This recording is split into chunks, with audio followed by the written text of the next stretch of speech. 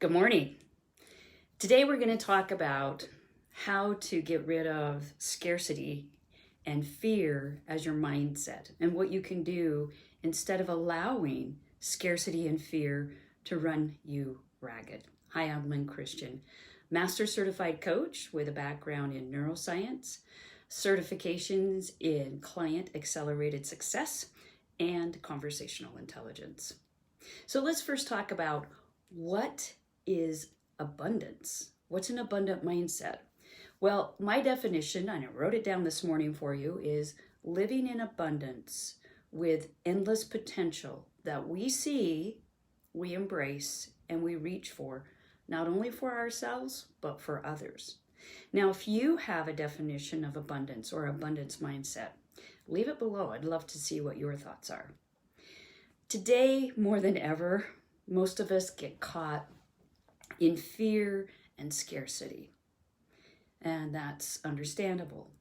That may manifest in your life as those negative self-talk loops like, I'm not good enough. What if somebody finds out that I'm kind of like an imposter?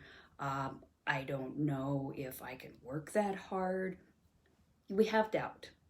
There's also the external fear and scarcity of what we see happening around us. And sometimes we get caught in other people's frenetic energy. And we also worry. So what do we replace that with? Well, maybe you have some tips and tricks that you could leave below, because there are many, many things that you might be trying that are working, and some things where maybe you just need a boost. Maybe it would just be helpful if you had some additional support. So let me give you some ideas. One is to think big. And what that means is I was watching a hawk this weekend hovering over, hunting at evening, looking for prey. That hawk has a bird's eye view, pretty good sense strategically of maybe 50 feet, 100 feet above the ground. Think bigger. Go to 30,000 feet. Look out at what else you can see besides what might just be above you, in front of you, to the side of you. Think bigger. Ask yourself, what is possible? And if you can't come up with something because you're in the back of the brain, meaning that you're caught in a reptilian brain or the limbic brain or the brainstem reactions because of fear, because of all the things that are happening, get people around you that you know have an abundant mindset. You can even call me for a free discovery session to see how we can pop you out of that negativity or that fear, being in cortisol or an adrenaline rush and not being able to settle in to see more possibility. Another thing I like to do is the growth mindset. This has helped me and many of my clients find a lot more compassion for ourselves. The Growth Mindset by Dweck, and there are many YouTube videos. She has a TED Talk and a book. Basically, the growth mindset says that we tell ourselves we're in process, we're not there yet. Some of us sort of think that what we have and who we are right now is all there is. But Dweck tells us we need to enter every scenario with, I'm not perfect, and I'm not a master yet.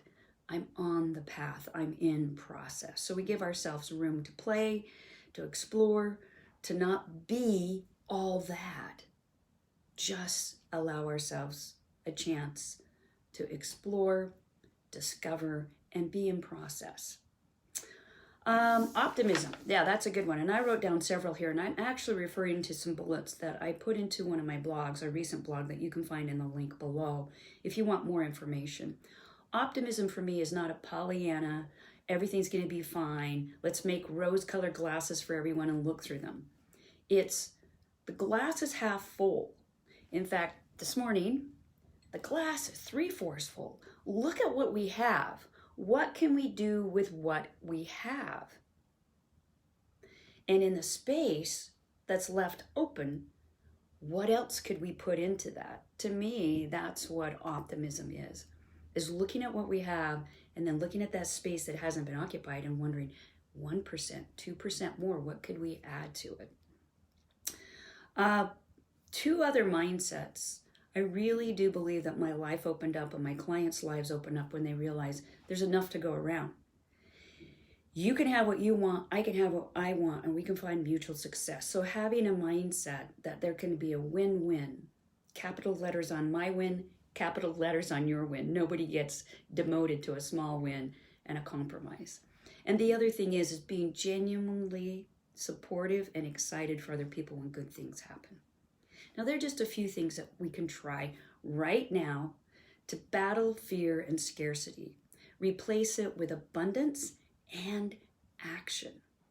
And action. I hope this has been useful for you. If it has, go ahead and follow me on Instagram, where not only do I have a grid of posts, but I also have an IGTV channel. You can go out to YouTube and find the Soul Salt Coaching channel and subscribe. Maybe you go to soulsalt.com and subscribe to our newsletter, or follow me on Facebook where you're finding me today. The idea is you don't have to let fear and scarcity rule you. Think about one small thing you can do now. Hold it in your mind. And within the next 15 minutes, go work on that. And then repeat that. Action times repetition will bring the change you want toward abundance. I promise. I'm living evidence of it. So are my clients. There's a lot of abundance to go around. Thanks for joining me today, and take good care.